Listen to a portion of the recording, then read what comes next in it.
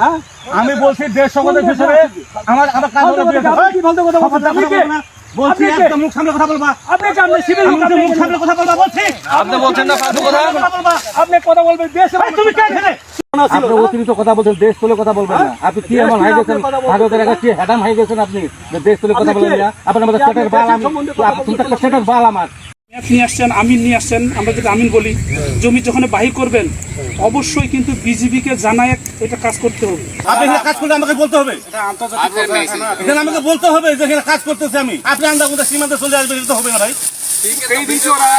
নতুন ফিলার যেগুলো দিছে এগুলা মূলত এই যে জায়গাগুলা এগুলো মূলত বাংলাদেশের সীমান্তে অনেক সহ্য করা হয়েছে আর নয় এখন বুলেটের জবাব বুলেটেই হবে বিএসএফ এর বাড়াবাড়ির জবাব বুলেটেই বুঝিয়ে দিল বিজিবি বিজেপিকে দুর্বল করে দেওয়া হয়েছে এবং বিজেপি যে শক্তিশালী হবে একটা বিজেপি পার্সন যিনি আছেন উনি বেতন পায় কত ভাই? আসসালামু আলাইকুম। ভিডিওটি যারা দেখছেন এই মুহূর্তে অনুরোধ থাকবে ভিডিওটি শেষ পর্যন্ত দেখবেন। খুবই গুরুত্বপূর্ণ ভিডিও নিয়ে উপস্থিত হয়েছি আপনাদের মাঝে প্রিয় দর্শক।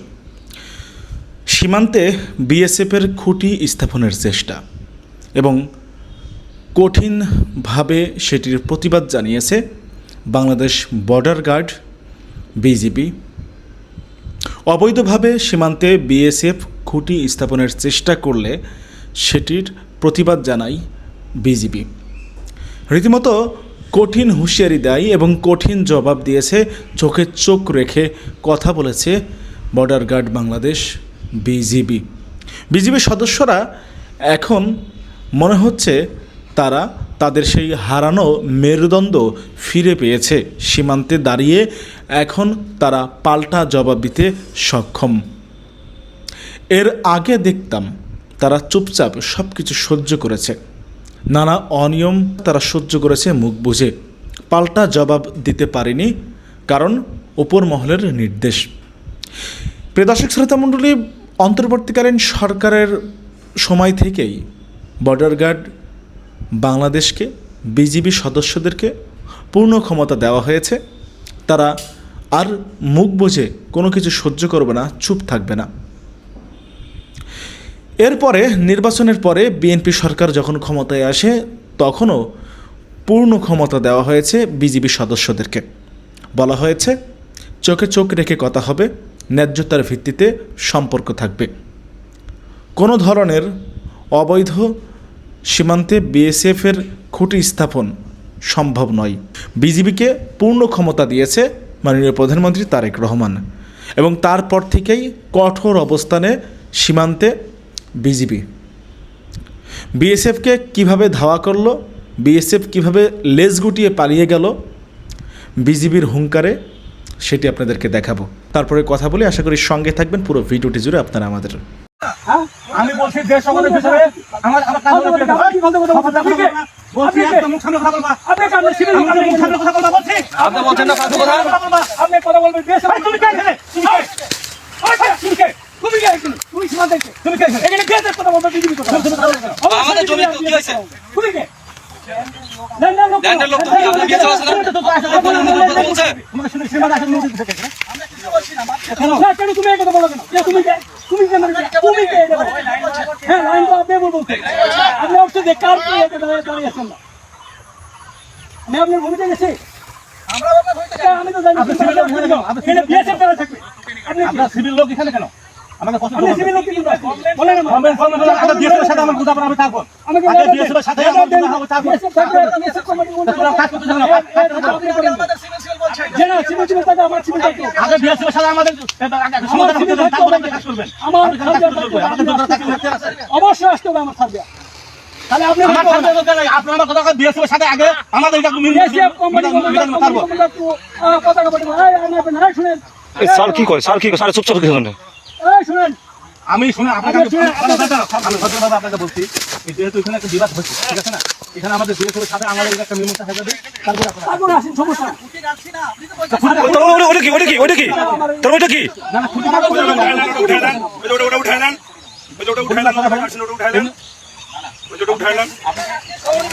উনি আমাদের লোক বিজেপির লোক শুনে এপিএস হ্যাঁ সমস্যা কি জানে ওই যে সই পড়ে দিয়েছে ও ঠিকই জানে যে আমি কে। আবার কেন এই ভাই মুখ খারাপ করবেন না আপনি মুখ খারাপ করবেন কিসের জন্য ভাই আপনি মুখ খারাপ করবেন আপনি মুখ খারাপ করবেন কিসের জন্য ভাই আপনি মুখ খারাপ করবেন কিসের জন্য আপনি এখানে আপনি মুখ খারাপ করবেন না বলছি, আপনি কে? আপনি গান চিনেন তো? আমি আপনাকে চিনি না, আমি চিনি আমার ইউনিফর্মধারী বিএসএফ কে চিনি আমি আপনাকে চিনি। অবশ্যই তোরা ওরে কে তো আজ তুমি কে? এ তোমার কাছে পরিচয় দাও, তুমি কে? তোমার কাছে পরিচয় দিতে হবে। এই দাদা আপনি ক্যাম্প কমান্ডারকে বাতান, আপনার ক্যাম্প তোমার কাছে পরিচয় দিতে তুমি কে?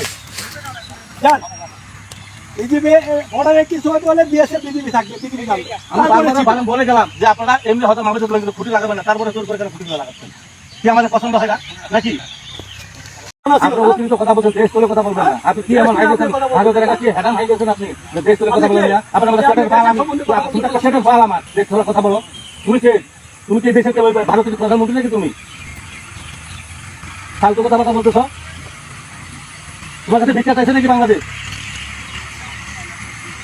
আপনি খুঁটিগুলো এখন তুলে ফেলেন, তারপরে আপনার মাথা আপনি সারাদিন মামলা করিডোর করে আপনি খুঁটি উঠান না। আমরা তো এটাই করি না। আমার কোম্পানি কমান্ডারকে আপনি হেনস্থ করছেন। এখানে তো সীমান্ত এলাকায় জোর করে কোনো কিছু করা যাবে না। আপনার এখানে না না এখানে ভুলভাল দিচ্ছেন। আপনার সাথে তো আমার বিবাদ না। আপনার সাথে আমার বিবাদ আছে? কোনো আছে, শত্রুতা আছে না? আপনার সাথে আমার এখানে গ্রাউন্ডে হবে আমার বিএসএফ এর সাথে company commander CO to CO hidden commander তো ইয়াদের পাবেন। আপনি কে?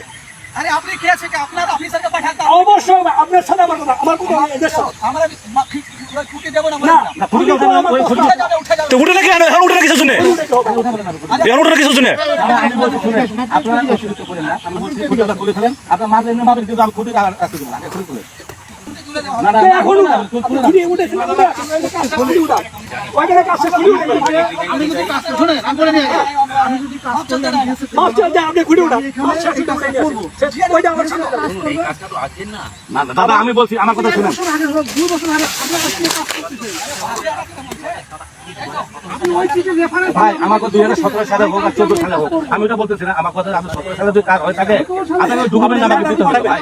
আমার কথা শুনেন দাদা, আপনি তো বুঝছেন। মেউজি রমজান মেউজি মেউজি এই দাদা আমার কথা শুনেন, আপনার 17 সালে হোক আর 14 সালে হোক, আমি সেটা বলছি না। আমার কথা হলো যে আপনি আমাকে ডকুমেন্টটা দিলে তো আমার এখন বলা থাকবে। তা আপনি যদি মুখে মুখে যদি আমাকে বলেন দেখে আমি মানি নেব না। আপনি কাজ করছেন না গত রাত্রি আমাকে বিএসএফ চিঠি দিত কাল সকাল 10টা থেকে দরকার আমার দেশে সার্ভে সমস্যা কি না এইরকম কোনো চিঠি দিয়েছে আপনি আপনার বিএসএফ কে দিবেন বিজেপি কি কোনো চিঠি দিয়েছে নাকি না দাদা পরিগুলো তুলেন আগে তুলেন আগে দুটো করে তুলেন আপনি খুঁটি তুলে উঠান খুঁটিটা উঠান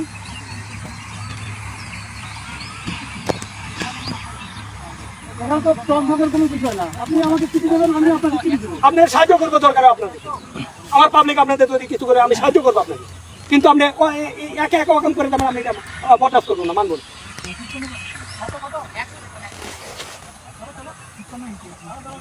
ওখান থেকে একটা লোক দিয়ে দাদা ওখান থেকে একটা লোক দিয়ে এই দাদা, আপনি উঠান তো পাবলিক টুইটাতে উঠে আনেন খুঁটি টুইটে উঠে আনেন দাদা তো নিয়ে নিয়ে আসেন হ্যাঁ খুঁটি উঠান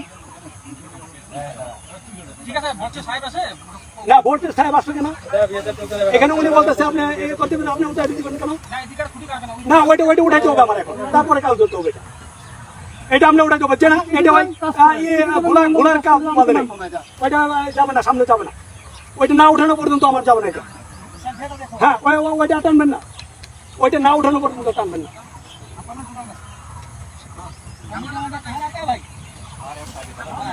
হ্যাঁ আপনি কেউ দরকার আপনার কোম্পানি কমান্ডারকে বাতান আরে হ্যাঁ ফোন লাগান কোম্পানি কমান্ডার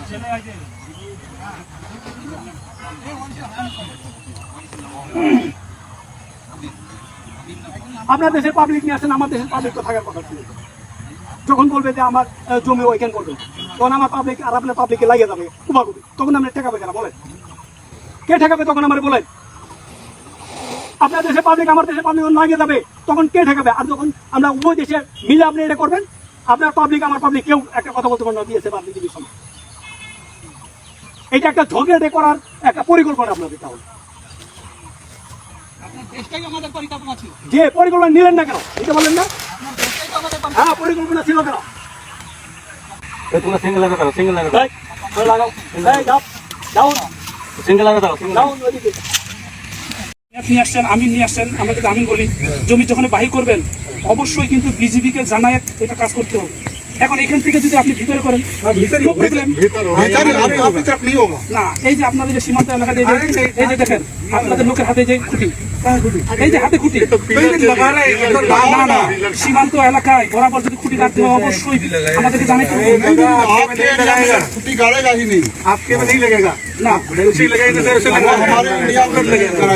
ঠিক আছে, এখন এই যে জমিটা আছে এটা বাংলাদেশ, এটা ইন্ডিয়া, তো বাংলাদেশের মালিক থাকে, ইন্ডিয়া মালিক থাকবে। যেহেতু সীমান্ত এলাকায় 150 গজের ভিতরে কোনো কিছু করতে হলে অবশ্যই বিজিবি এবং বিএসএফ থাকবে। তাহলে আপনারা আসলেন, আপনাদের লোক আসলো, আপনারা এখানে সীমানা বাহির করতেছেন, এই যে খুঁটি আপনাদের গাড়তেছেন, অথচ বিজিবিকে ইনফরমেশন করেন নাই।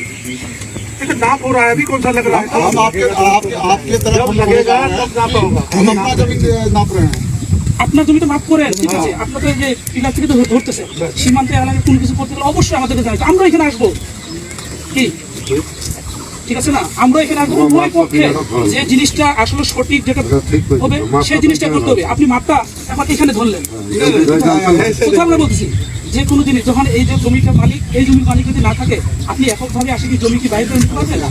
উভয় পক্ষকে থাকতে হবে। আপনার জমি ওদিকে, আমার জমি ওদিকে, হ্যাঁ, তো আপনার জমি ওদিকে আপনাদের নক করো, কুচ করো, আপনার কোই দরকার নেই। আমি এদিকে করবো, আপনার যখনই আপনি ফিতা এখানে আসে ধরবেন অবশ্যই বিজিবি ইনফরমেশন করতে হবে। হ্যাঁ, 2 নাম্বার হচ্ছে এই জমিন যখন বাহির করবেন তখন হচ্ছে যে আপনাদের বিএসএফ এর হাতে খুঁটি থাকবে কেন?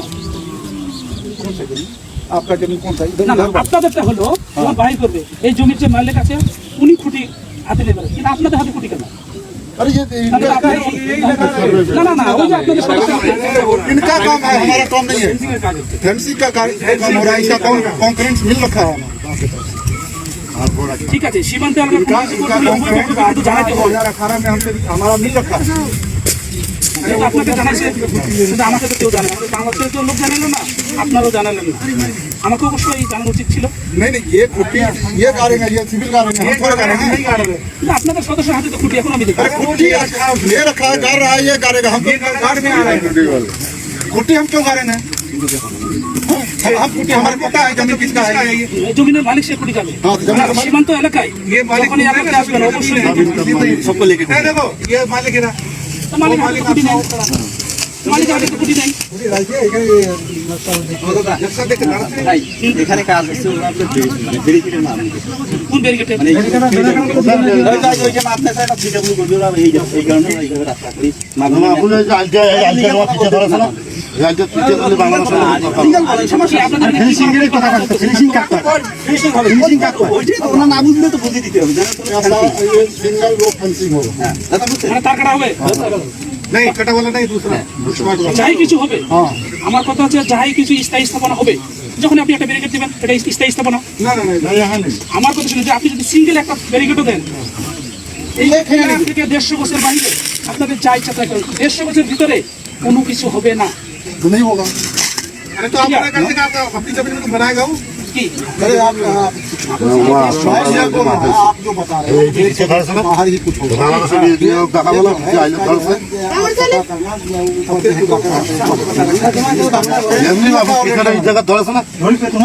জায়গাটা আপনার হিন্দু বাংলা কি হচ্ছে আন্তর্জাতিক না বলে তাবত করে না, এটা না তাবত থাকি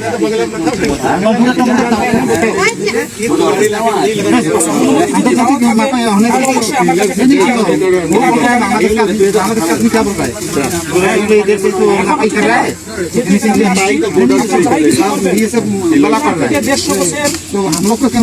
কাছে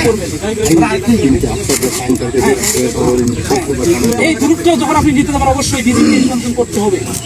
কারণ কি জন্য আপনি এখান থেকে 150 গজ নিতেছেন, 140 নিতেছেন, আমার জানতে হবে না। আমি কি এককভাবে আপনার এটা জানেন আমি মাপ দিতে পারবো? কি পারবো? আমার কি এইখান থেকে ক্রস করার এক কদম কি আমার জন্য আইনে কি বৈধ আছে? যখন আপনি মাপটা দিবেন তখন কিন্তু আমার এখানে উপস্থিত থাকতে হবে, কি সঠিক? তাহলে আপনারা আসেন এখানে মাসের ছুটি কাটতেছেন, কাজ না কাজ হয়নি। কাজ করার যার নাই, জমিন কিন্তু আছে, অলরেডি তোমার যে আমি নিয়ে আসছেন এটাতে মাপ দেওয়ার জন্য। জমিন আমি জমি লাগছে জানার জন্য আমি নেই নিয়ে আসছি। আমি তো বললাম যে যাই কিছু করতে যান করার আগে হচ্ছে কি যে উভয় পক্ষকে এক হতে হবে, এরপর দেখতে হবে, তারপর করতে হবে। কিন্তু সীমান্তে আসলে আপনি মন করে মাটি নিয়ে দেবেন, ইয়া করবেন। আপনি এখানে কাজ করলে আমাকে বলতে হবে, এখানে আমাকে বলতে হবে যে এখানে কাজ করতেছি আমি। আপনি আমরা কোথায় সীমান্তে চলে আসবেন তো হবে না ভাই। আমার কথা রাখেন, আমি যদি এখানে আপনি কাজ করি আপনাকে অবশ্যই অবগত করবো আমি। আর আপনি এখানে কাজ করলে দেড়শোগতের ভিতরে আপনি করেন, আমি কিছু করবো না আপনাকে। কিন্তু দেড়শোগতের ভিতরে আপনার কাজ করলে আমাকে জানতে হবে, আমাকে বলতে হবে। আমি অন্যায় বলছি ভাই, আপনি বলেন। যেহেতু যে আন্তর্জাতিক সীমা রেখা 1975 সালে ইন্দিরা মোদীর চুক্তিতে বলা আছে এখানে সীমান্ত এলাকা বিএসএফ যদি কাজ করে বিজেপি অবগত করতে হবে, বিজেপি কাজ করে বিএসএফ অবগত করতে হবে। আপনি কাজ জমি আপনি ক্ষতি করতেছেন, আমি জানলাম না। দেড়শোগতের ভিতরে 20 বাজা হবে না আপনার। এটা কি আন্তরিকতা? এটা কি ভালোবাসা? আপনি করেন কাজ, আমার কথা আপনি কাজ করেন, কিন্তু আমাকে তো বলতে হবে আপনার। আমি এখানে জমি মাপতেছি, কে করতেছি। মিটিং কেন করতে? মিটিং করবো কেন? আপনি মিটিং করার আগে আপনি কাজটা করেন কেন? না, আপনি মিটিং করার কথা বলতেছেন, মিটিং আগে করতেন যে আমরা এখানে কাজ করবো। দাদা আপনি তো বাংলা জানেন না? যদি আপনারা কাজ করেন আমাদের আগে বলা দরকার ছিল যে আমরা এখানে একটা কাজ করতে যাচ্ছি। আপনি কাজ জানা হুট করেছেন। এটা তো বিজেপি, এটা বিএসএফ এর দায়িত্ব। বিএসএফ তো বলবে যে এখানে আমাদের একটা কাজ হচ্ছে, আপনাদের অবগত আমরা করলাম, বাস শেষ হয়ে গেল কথাটা। কিন্তু আপনি যদি আমার না করে আপনি যদি একা একা সীমান্তে আসেন সেটা হবে না ভাই। একটা যদি সীমান্ত যখন যেটা মনে হয় তখন সেটা করা যাবে না, যাবে। একটা তো আইন আছে, একটা নিয়ম আছে। হায়ার লেভেল আমাদেরকে বলছে, আমাদেরকে বলছে নাকি আমরা তো মাঠ পর্যায়ে কাজ করতেছি, আমাদেরকে তো বলতে হবে। আমাদের 17 সালে হোক আর 20 সালে হোক, আর যদি ওরা করে করবে, কিন্তু আমাকে তো অবগত করতে হবে। আপনি সীমান্ত এলাকায় আমরা হায়ার যদি চালু, কিন্তু আমরা মাঠ পর্যায়ে কাজ করতেছি বিএসএফ বিজেপি, আমাদের তো বলা দরকার যে ভাই আমরা এই কাজটা করতে চাচ্ছি। আমরা আমার হায়ার অথরিটি বলবো বিএসএফ কাজ করবে, কিন্তু আপনি না জানেন শুনে আসে প্রতিকার শুরু করবেন, এটা হলো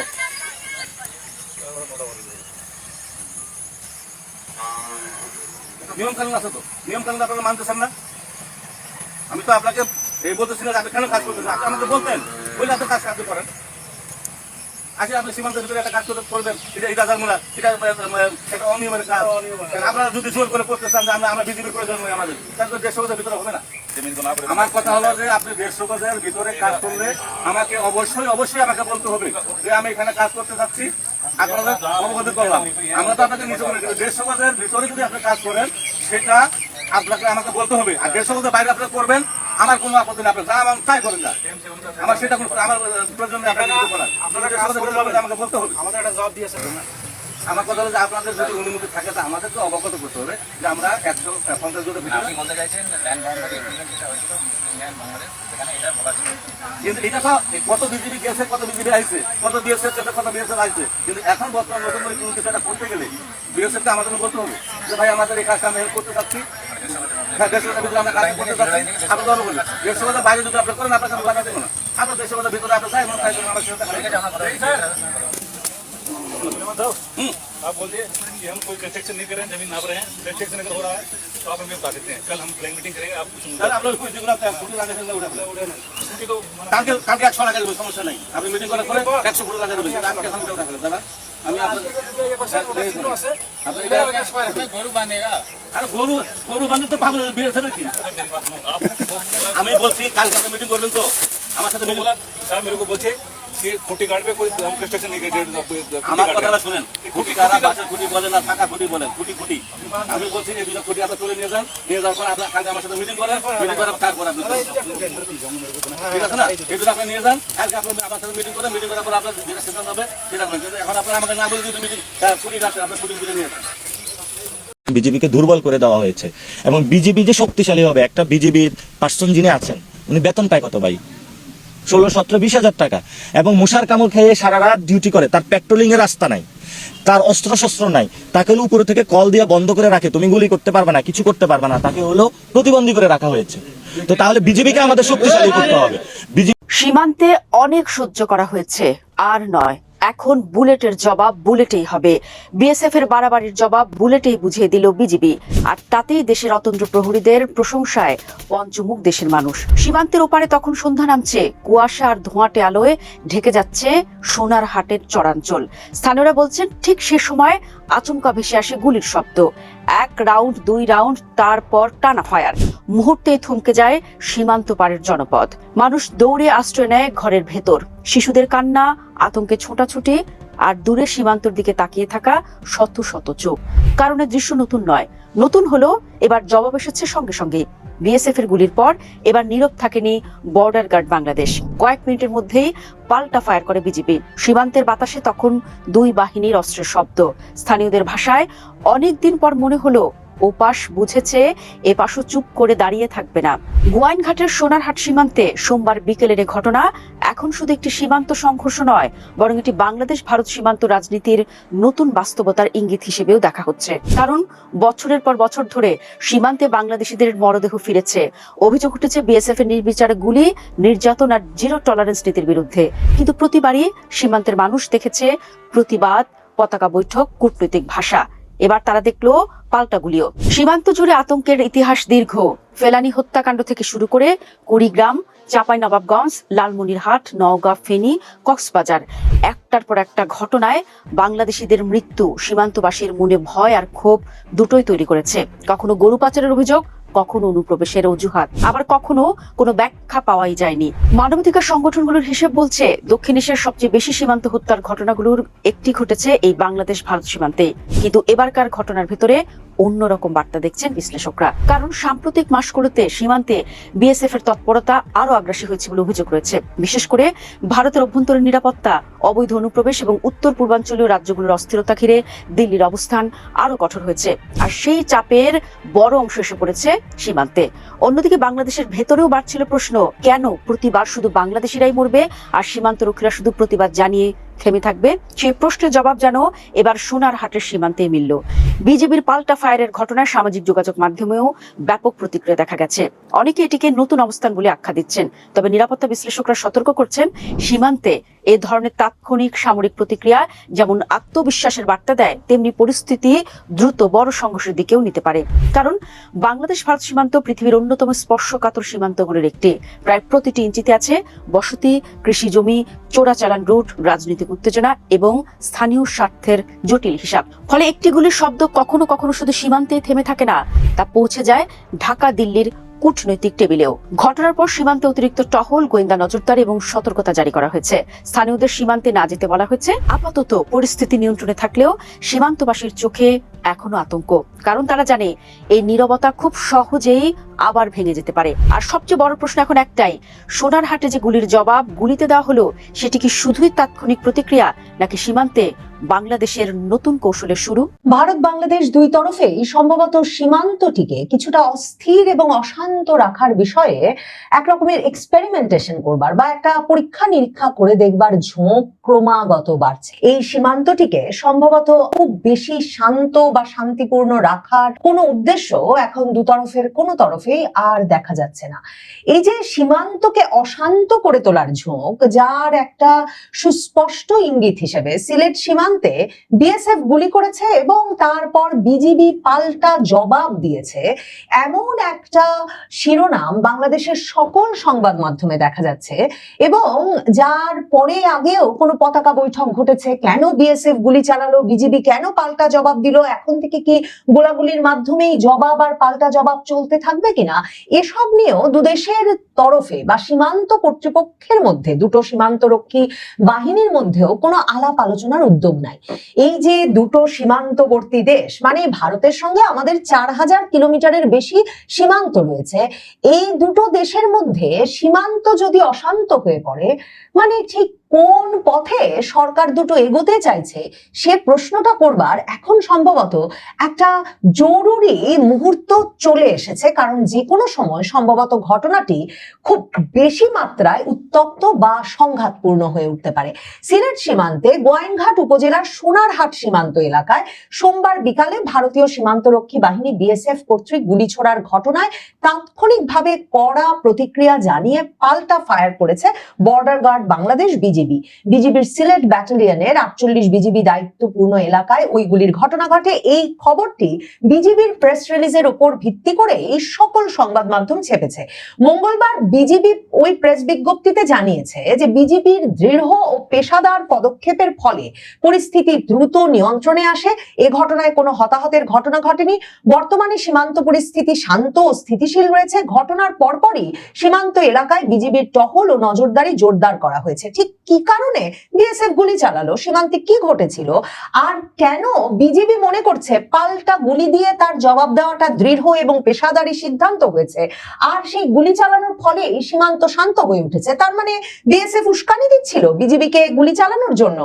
এরপর বিজিবি বলছে বিজিবি সীমান্তে যে কোনো উস্কানিমূলক ও অনাকাঙ্ক্ষিত ঘটনার বিষয়ে সর্বোচ্চ সতর্ক অবস্থানে রয়েছে এবং দেশের সার্বভৌমত্ব ও সীমান্তের নিরাপত্তা রক্ষায় সর্বোচ্চ পেশাদারিত্ব ও দৃঢ়তার সঙ্গে দায়িত্ব পালন করে যাচ্ছে। এরপর বিজিবি তার প্রেস রিলিজে বলে যে তার প্রেস রিলিজটি শেষ করে যে স্থানীয় জনপ্রতিনিধি ও সীমান্ত এলাকার বাসিন্দাদের অবৈধভাবে সীমান্ত পারাপার এবং সীমান্ত এলাকায় যে কোনো অননুমোদিত কর্মকাণ্ড থেকে বিরত থাকার জন্য বিজিবি সতর্ক করছে। তার মানে বাংলাদেশ থেকে স্থানীয় জনপ্রতিনিধি এবং সীমান্ত এলাকার বাসিন্দারা অবৈধভাবে সীমান্ত পারাপার এবং সীমান্ত এলাকার যে কোনো অননুমোদিত কর্মকাণ্ডে লিপ্ত হয়ে থাকে, জনপ্রতিনিধিদের কথাটা বিজিবি এখানে বিশেষভাবে উল্লেখ করলো কেন? মানে সীমান্তের জনপ্রতিনিধিরাও কি তার মানে বাংলাদেশ সীমান্ত থেকে ভারত সীমান্তে ঢুকে পড়ার অবৈধভাবে চেষ্টা করছে এবং অনুমোদনবিহীন বিভিন্ন কর্মকাণ্ডে লিপ্ত আছে? বিজিবির প্রেস বিজ্ঞপ্তিটি পড়লে এই প্রশ্নগুলো জাগে এবং তখন সীমান্তটা যে অনিরাপদ, অরক্ষিত হয়ে উঠেছে এবং এই সূত্র ধরে যদি দুই পক্ষের মধ্যে, সীমান্তের দুই বাহিনীর মধ্যে একটা আলোচনার এবং বোঝাপড়ার সম্পর্ক না থাকে, তথ্য আদান প্রদান, গোয়েন্দা তথ্য আদান প্রদানের সম্পর্ক না থাকে, তাহলে যে সীমান্তটা একদিকে যেমন বিপজ্জনক হয়ে উঠতে পারে, কারণ রক্তক্ষয়ী হয়ে উঠতে পারে, মানে দুই তরফেই যদি গুলি চালানোটাকেই সমাধান মনে করা হয় সেটা যেমন একদিকে, অন্যদিকে এই গুলি চালনা সীমান্তে সাধারণত এই জায়গাতেই কতক্ষণ থেমে থাকবে, কখনো সেটা আসলে আরো অনেক বেশি বাড়াবাড়ি পর্যায়ে চলে যাবে কিনা, এবং সীমান্ত রক্ষী বাহিনীদের হাতে গায়ে যদি কখনো গুলি লেগে যায়। আমরা জানি পৃথিবীর দেশে দেশে, এমনকি ভারত বাংলাদেশ সীমান্তেও এর আগে আমরা উত্তেজনা বাড়তে দেখেছি, যখন এই গোলাগুলির মধ্যে মানে মাদক চোরাচালানি বা চোরা কারবারিদের বাইরেও যখন সীমান্ত রক্ষী বাহিনীর মানে ইউনিফর্ম পরা কোনো ব্যক্তির গায়ে গুলি লেগে যায়, তখন দুদেশের জন্যই পরিস্থিতিটা আরো বাড়াবাড়ি পর্যায়ে না নিয়ে যাওয়া মুশকিল হয়ে ওঠে। কাজেই আলোচনার কি এখন কোনো বিকল্প আছে? কিন্তু আলোচনার যে কোনো আগ্রহ নাই তার প্রমাণ যে ভারত যখন গত বছর মে মাসে 2025 ইউনূস আমলের মে মাসে বাংলাদেশ সীমান্তে পুশিং শুরু করলো, যে বাংলাদেশের নাগরিকেরা অবৈধভাবে ভারতে বাস করছেন, এদেরকে ধরে ধরে এনে সীমান্তে বিজিবি যখন আশপাশে নাই তখন পুশিং করে ঢুকিয়ে দেওয়া শুরু করলো বাংলাদেশের বিভিন্ন সীমান্ত দিয়ে ভারত। পররাষ্ট্রমন্ত্রী তারেক রহমানের সরকারে তিনি কিন্তু সংবাদ মাধ্যমকে স্পষ্ট ভাষায় বলেছিলেন যে সীমান্তে যে কোনো ঘটনা ঘটলে, সীমান্তে পুশিং বাড়ালে ভারত তারা সীমান্তে ব্যবস্থা নিতে বিজিবিকে সতর্ক অবস্থায় রেখেছে। প্রিয় দর্শক শ্রোতা মণ্ডলী, আপনারা জানাবেন আপনারা কি বলতে চান। বিজিবিকে এই প্রথম মনে হলো যে তারাও পারে। সাব্বাস। এতদিনে কথা বলতে দেয়নি শেখ হাসিনা, কিন্তু এখন চোখে চোখ রেখে কথা হচ্ছে সীমান্তে। এমন বিজিবি তো চেয়েছিল বাংলাদেশের মানুষ, এমন ভূমিকাই দেখতে চেয়েছিল বিজিবির সদস্যদেরকে। প্রিয় দর্শক শ্রোতা মণ্ডলী, আপনারা জানাবেন আপনাদের বক্তব্য কী থাকবে আজকের এই চিত্র এবং এই ভিডিও দেখে আপনারা কি বলতে চান। কথা হবে চোখে চোখ রেখে। দেশের সার্বভৌমত্ব রক্ষায় এক চুল পরিমাণও ছাড় দেওয়া যাবে না। সাব্বাস বাংলাদেশ বর্ডার গার্ড বিজিবির সদস্য ভাইদেরকে ধন্যবাদ দিতে চাই অন্তরের অন্তরস্থল থেকে। এতদিন যে পিঠ দেখিয়ে এসেছে তারা, এবারে যে পাল্টা রুখে দাঁড়াচ্ছে সেটাই দেখে ভালো লাগলো। প্রিয় দর্শক শ্রোতা মণ্ডলী, আপনারা জানাবেন আপনাদের অভিব্যক্তি এবং মতামত। আপনারা কি বলবেন, আপনাদের মতামতটা কি থাকবে। আজকে বিজিবির এই রূপ দেখে আপনারা কি বলছেন প্রিয় দর্শক শ্রোতা মণ্ডলী, ভিডিওটি সর্বোচ্চ পরিমাণে শেয়ার করে ছড়িয়ে দিবেন সকলের মাঝে। আজকের মতো বিদায় নিতে হচ্ছে আপনাদের কাছ থেকে। দেখা হবে আরও অন্য কোনো একটা ভিডিওতে। আল্লাহ হাফেজ।